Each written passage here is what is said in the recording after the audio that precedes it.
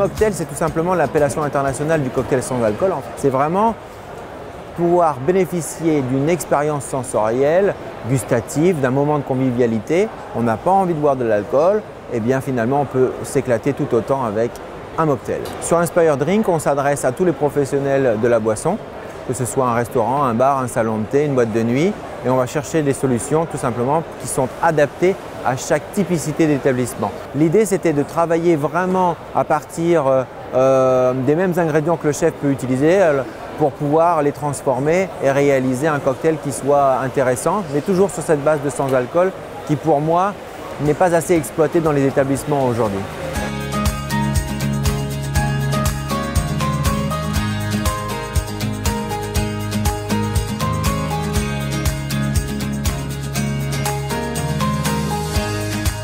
Nous sommes producteurs de caviar en Aquitaine, entre Bordeaux et Périgueux, qui est un petit village qui se trouve au bord d'une rivière qui s'appelle l'Île et qui est le premier secret pour faire un bon caviar. Et ce sont les Français qui, dans les années 80, ont commencé à faire de l'élevage via le Sémagreffe au départ, c'était un programme de recherche, et maintenant avec 7 pisciculteurs qui élèvent 6 en Aquitaine et 1 en Sologne, et qui élèvent des esturgeons parce que la région s'y prête. Le premier produit, c'est le beurre de caviar. C'est à peu près 28% de caviar mélangé à du beurre et qui est un produit un peu innovant, et à lequel qui permet de faire des petites tartines comme ça. Moi, j'aime le consommer avec des mouillettes, avec des œufs coques, c'est parfait. Mes filles le mangent avec des coquillettes, elles font fondre ça sur des coquillettes ou sur des petites pommes de terre. Et puis après, les chefs, c'est plutôt avec des Saint-Jacques snackés à utiliser comme un beurre maître d'hôtel. Il y a plein de solutions. On est resté dans l'univers du caviar parce qu'on est dans une boîte de caviar, mais c'est un produit qui a un goût un peu moins soutenu que le caviar, mais on a quand même le goût du caviar et c'est surtout plus accessible en termes de prix. Dans le caviar, on a ce qu'on appelle le signature qui est notre cœur de gamme. Et puis après, on a le réserve qui est une autre boîte, qui est une sélection parmi ceux-là qui sont les grains les plus exceptionnels, qui sont à peu près entre 3 et 5% de notre production et qu'on valorise un peu plus parce qu'ils ont une meilleure longueur en bouche, un plus beau visuel, etc. Alors ça sera toujours un produit cher, nous on ne veut pas le démocratiser parce qu'il faut 7 ans pour faire du caviar dans des bonnes conditions, il y a des coûts qui sont assez élevés. Mais par contre, on veut le remettre sur les tables comme la truffe parce que c'est un bon produit tout simplement. Et quand vous ouvrez une boîte de caviar, vous passez forcément un bon moment, surtout si vous l'accompagnez d'un bon vin ou d'un bon champagne.